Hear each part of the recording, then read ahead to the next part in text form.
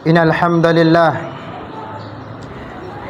nahmaduhu wa nasta'inuhu wa nastaghfiruh wa natubu ilaihi wa na'udzu billahi min shururi anfusina wa min sayyiati a'malina. May yahdihillahu fala mudilla lahu wa may yudlil fala hadiya lahu. Ashhadu an la ilaha illallah wahdahu la syarika lahu wa ashhadu anna Muhammadan abduhu wa rasuluh.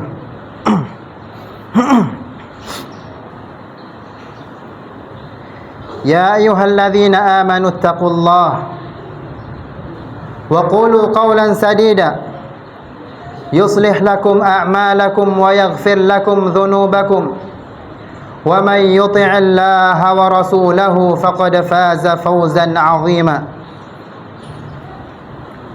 وقال الله تعالى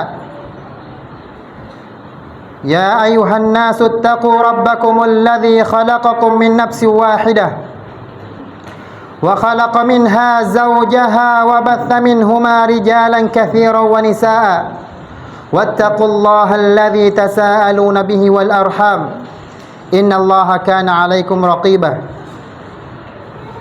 وقال تعالى يا أيها الذين آمنوا اتقوا الله حق تقاته ولا تموتن إلا وأنتم مسلمون فإن أصدق الحديث كتاب الله وخير هدي محمد صلى الله عليه وسلم وشر الأمور محدثاتها وكل محدثة في الدين بدعة وكل بدعة ضلالة وكل ضلالة في النار عياذ بالله من النار. Ma'asyiral muslimin rahimani Allah wa iyyakum. Tidak bosan-bosannya khatib mewasiatkan untuk diri khatib pribadi dan untuk jamaah sekalian agar selalu bertakwa kepada Allah Azza wa Jalla. Ketakwaan dalam artian seorang mengerjakan segala yang Allah perintahkan dan menjauh dari segala yang Allah larang. Sebagaimana yang dikatakan oleh penyair, khallidz dzunuba saghiraha wa kabiraha dzaka tuqa. Tinggalkan dosa kecil maupun besar, maka itulah ketakwaan. Jadi ketakwaan adalah seorang meninggalkan dosa kecil maupun dosa besar. Fasna kamashin fawqa ardin dza syaukin yahdhar ma yara. Jadilah seperti orang yang berjalan di atas tanah yang ada duri-durinya, dia akan berhati-hati dalam melangkah. Maka begitulah orang yang bertakwa kepada Allah Azza wa Jalla. Dia selalu berhati-hati di dalam berbuat, di dalam berbicara dan bertingkah laku, karena semua akan dihisab di hadapan Allah Azza wa Jalla. Semua akan ditulis oleh Allah Azza wa Jalla dan akan dipertanggungjawabkan kelak pada hari kiamat. La tahqiranna saghirata innal jibala minal hasa. Jangan kita meremehkan dosa-dosa kecil. Sejatinya gunung yang besar tersebut itu terdiri dari batu-batu yang kecil. Maka dosa-dosa yang kecil apabila terus-menerus kita lakukan, dia akan menjadi besar, akan menjadi banyak, yang akan menghantarkan kita kepada kebinasaan. Ma'asyiral muslimin wa jumratul mu'minin rahimanallahu wa iyyakum.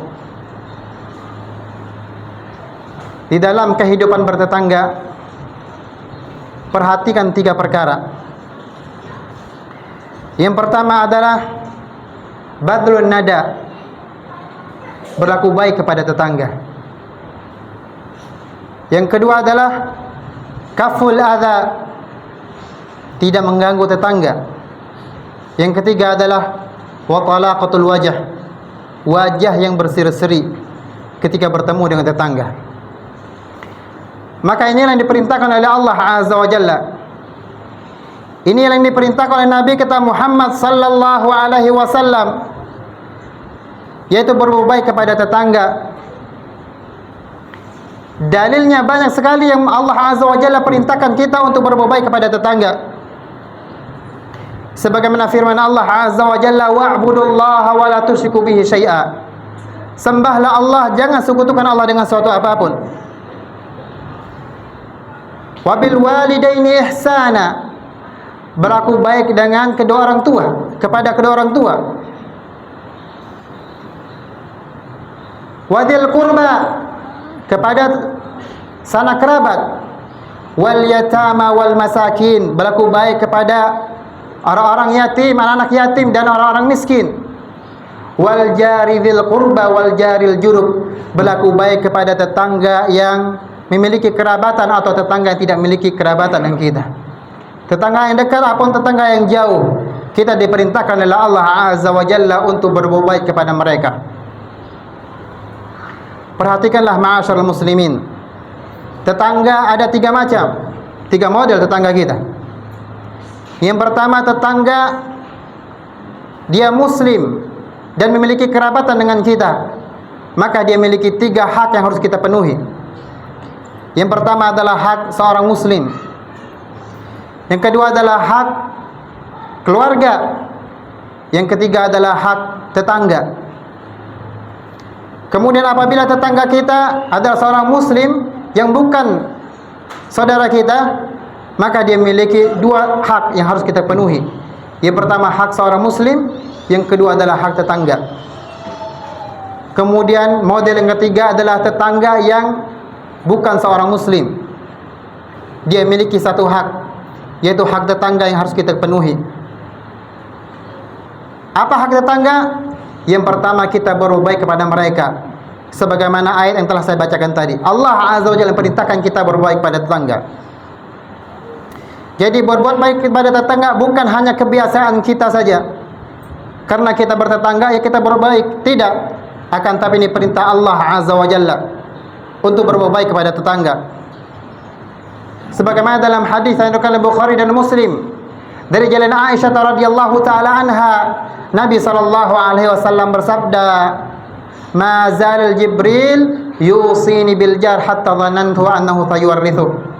Senantiasa Jibril alaihi salam ketika turun ke muka bumi mewasiatkan kepadaku, kata Nabi SAW, agar aku selalu berbuat baik kepada tetangga. Perhatikan, Jibril alaihi salam ketika turun sering mewasiatkan kepada Nabi kita Muhammad SAW agar apa? Agar berbuat baik kepada tetangga. Karena pentingnya tetangga, pentingnya seorang memenuhi hak tetangga, itu berbuat baik kepada tetangga. Maka dari itu Rasulullah SAW sebutkan orang-orang yang berbuat baik kepada tetangga adalah muslim yang sejati. Sebagaimana dalam hadis yang diriwayatkan Ibnu Majah dari jalan Abi Hurairah, Nabi sallallahu alaihi wasallam, "Wa ahsin mujawarata man jawaraka takun musliman." Berbuat baiklah kepada tetangga-tetanggamu, takun musliman, engkau akan menjadi muslim yang sejati. Di dalam hadis yang lain yang diriwayatkan oleh Imam Muslim, Nabi sallallahu alaihi wasallam bersabda, "Man kana yu'minu billahi wal yaumil akhir falyuhsin ila jarih." Barang siapa yang beriman kepada Allah dan pada hari akhir, maka hendaklah dia berbuat baik kepada tetangganya. Ini perintah dari Rasulullah sallallahu alaihi wasallam. Di dalam hadis yang lain diriwayatkan Bukhari dan Muslim dari jalan Abi Hurairah, Nabi sallallahu alaihi wasallam bersabda, "Man kana yu'minu billahi wal yaumil akhir falyukrim jarahu." Barang siapa yang beriman kepada Allah dan pada hari akhir, hendaklah dia memuliakan tetangganya. Maka kita muliakan tetangga kita dengan perbuatan kita, dengan ucapan kita, dengan tingkah laku kita. Kemudian ma'asyiral muslimin, sidang Jumat dirahmati Allah Azza wa Jalla. Allah Azza wa Jalla perintahkan kita berlaku baik kepada tetangga. Misalkan kita miliki makanan, kita berikan kepada tetangga kita. Misalkan tetangga kita kesusahan, kita bantu dia. Misalkan tetangga kita ada yang sakit, kita jenguk, kemudian apabila mereka tidak mampu untuk berobat, kita bantu dia. Beginilah muslim yang sejati. Muslim yang diperintahkan oleh Allah dan Rasulnya, beginilah. Sebagaimana sabda Nabi kita Muhammad SAW dalam hadis yang diriwayatkan Bukhari dan Muslim dari jalan Abi Dzar radhiyallahu ta'ala anhu, Nabi sallallahu alaihi wasallam bersabda, "Ya Aba Dzar, idza tabakhta barakatan fa'akthir ma'aha wa ta'ahad jiranak." Wahai Abi Dzar, kalau sekiranya engkau masak, kata Nabi SAW, maka perbanyaklah kuahnya, kemudian berikan kepada tetangga-tetanggamu. Ini perintah dari Nabi kita Muhammad sallallahu alaihi wasallam agar berbaik kepada tetangga. Maka berbuat baik kepada tetangga adalah kewajiban kita seorang muslim. Bantu tetangga kita. Lihat apakah mereka terlilit hutang, kita bantu mereka. Begini muslim yang sejati.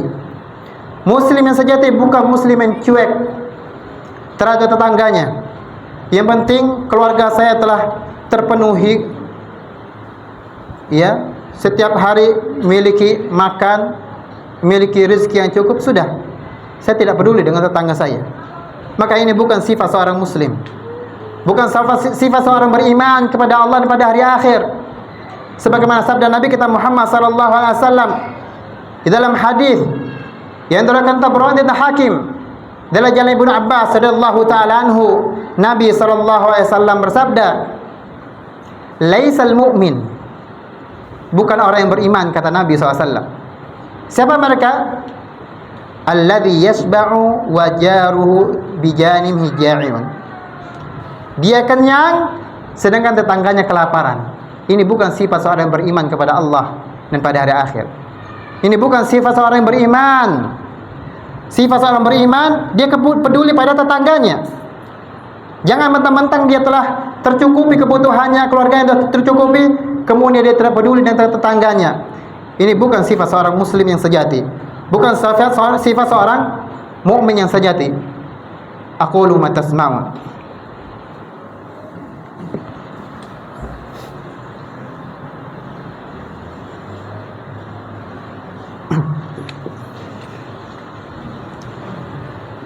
Alhamdulillah, wassalatu wassalam ala Rasulillah wa ala alihi wa ashabihi wa man walah, amma ba'd. Ma'asyiral muslimin wa jumlatul mu'minin, rahimallahu wa iyyakum. Pada khutbah pertama kita telah menjelaskan bahwasanya kita diperintahkan oleh Allah Azza wa Jalla untuk berlaku baik kepada tetangga-tetangga kita. Seorang muslim, dia tidak melihat tetangganya siapapun dia harus berbuat baik kepadanya. Jangan lihat, oh si fulan, oh enggak janggotan, saya tidak mau berbuat padanya. Tidak. Selagi dia muslim beriman kepada Allah Azza wa Jalla, maka wajib bagi kita membantu dia. Wajib bagi kita memenuhi hak-hak dia sebagai tetangga. Maka dari itu sebaliknya, orang yang berbuat buruk kepada tetangga ini adalah dosa besar. Ini adalah dosa besar. Bahkan orang yang berbuat buruk kepada tetangga diancam masuk ke dalam neraka, wal'iyadu billah. Sebagaimana dalam hadis yang diriwayatkan Imam Ahmad dari jalan Abi Hurairah, Nabi sallallahu alaihi wasallam, suatu ketika ada seorang datang kepada Nabi SAW. Dia berkata, wahai Rasulullah SAW, inna fulanah, sungguhnya ada seorang perempuan, tukthiru min salatiha wa siyamiha wa sadaqatiha. Dia memperbanyak puasa, salat, kemudian memperbanyak sedekah. Walakinnaha tu'dhi jiranaha bilisaniha, akan tapi dia mengganggu tetangga-tetangganya dengan lisannya. Kemudian apa kata Nabi sallallahu alaihi wasallam? Hiya finnar, tempatnya dalam neraka. Berarti mengganggu tetangga ini adalah dosa besar, bukan dosa yang remeh. Mengganggu tetangga bisa dengan bermacam-macam, dengan lisan, dengan tingkah laku kita, meletakkan barang-barang kita di tengah jalan sehingga terganggu tetangga kita. Mobil yang kita letakkan di jalan depan rumah kita, di jalan, bukan milik kita, jalan itu milik bersama, mengganggu tetangga kita. Ini termasuk dosa-dosa besar. Mengganggu tetangga termasuk dosa-dosa besar. Maka dari itu diancam oleh Rasulullah SAW dengan masuk ke dalam neraka. Bahkan Nabi SAW bersabda dalam hadis yang diriwayatkan Imam Bukhari dan Muslim dari jalan Abi Hurairah, Nabi SAW bersabda, man kana yu'minu billahi wal yawmil akhir fala yu'dhi jarahu. Barang siapa yang beriman kepada Allah dan pada hari akhir, hendaklah tidak mengganggu tetangganya. Di dalam hadis yang lain yang terkait Imam Bukhari dan Muslim juga dari jalan Abi Hurairah, Nabi SAW bersumpah 3 kali. Wallahi la yu'min, kata Nabi. Wallahi la yu'min, wallahi la yu'min. Demi Allah tidak beriman. Demi Allah tidak beriman, demi Allah tidak beriman. Siapa mereka? Qila man ya Rasulullah. Para sahabat bertanya, siapa itu wahai Rasulullah yang tidak beriman tersebut? Kemudian Nabi SAW mengatakan, man la ya'man jaruhu bawa'iqahu. Orang-orang yang tetangganya tidak tenang dengan gangguannya. Dia sering mengganggu tetangganya. Nabi SAW bersumpah apa? Wallahi la yu'min. Demi Allah dia tidak beriman. Ini menunjukkan bahwasanya mengganggu tetangga adalah termasuk dosa besar. Bahkan ancaman yang lebih parah lagi. Di dalam hadis riwayat Bukhari dan Muslim, Rasulullah SAW bersabda, la yadkhul jannah. Tidak akan masuk surga, kata Nabi SAW. Man la ya'man jaruhu bawa'iqahu. Orang-orang yang tidak aman tetangganya dari gangguannya, diancam dengan tidak masuk surga. Ini menunjukkan bahwasanya ini dosa besar. Karena seorang mengganggu tetangga, itu dosanya lebih besar daripada bukan tetangga yang dia ganggu. Dalam hadis yang diriwayatkan oleh Imam Ahmad dari jalan Miqdad bin Aswad, suatu ketika Nabi SAW bersabda, li ayyazniya rajulu bi asratin niswatin aysara alaihi min ayyazniya bimra'atin min jarihi. Kalau sekiranya seorang berzina dengan 10 wanita yang bukan tetangganya, itu dosanya lebih ringan daripada dia berzina dengan 1 orang perempuan dari tetangganya. Perhatikan, menunjukkan bahwasanya mengganggu tetangga dosa besar, berlipat-lipat dosanya. Kemudian Rasulullah SAW bersabda, li ayyasriqa rajulun. Kalau sekiranya seorang mencuri min asyrati abyad, dari 10 rumah yang bukan tetangganya, aysara alaihi man yasriqa min wahid min bait jarihi. Lebih ringan dosanya daripada dia mencuri dari rumah 1 orang dari tetangganya. Ma'asyiral muslimin, ini adalah dosa besar. Kemudian untuk menyempurnakan itu semua, ketika kita bertemu dengan tetangga-tetangga kita, hendaklah kita bertemu dengan mereka dengan wajah yang berseri-seri. Dengan seperti ini, orang-orang yang di luar Islam akan tertarik dengan Islam, akan kagum dengan Islam, dengan akhlak Islam. Akan tapi banyak di antara kita tidak mengetahui adab-adab ini, adab-adab pada tetangga. Yang pertama, kita berbuat kepada tetangga. Yang kedua, kita tidak mengganggu tetangga. Kemudian kita ramah, selalu tersenyum kepada tetangga. Semoga Allah Azza wa Jalla jadikan kita hamba-hamba yang mendengarkan ucapan kemudian beramal dengan apa yang baik-baik yang dari dia yang dengarkan. Innallaha malaikatahu yusalluna 'alan nabi. Ya ayyuhalladzina amanu sallu 'alaihi wa sallimu taslima. Allahumma salli wa sallim ala Muhammad wa ala ali Muhammad kama sallaita ala ali Ibrahim wa ala ali Ibrahim fil alamin innaka Hamidum Majid. Rabbana zalamna anfusana wa illam taghfir lana wa tarhamna lanakuna minal khasirin. Rabbana atina fid dunya hasanah wa fil akhirati hasanah wa qina adzaban nar. Aqimus shalah.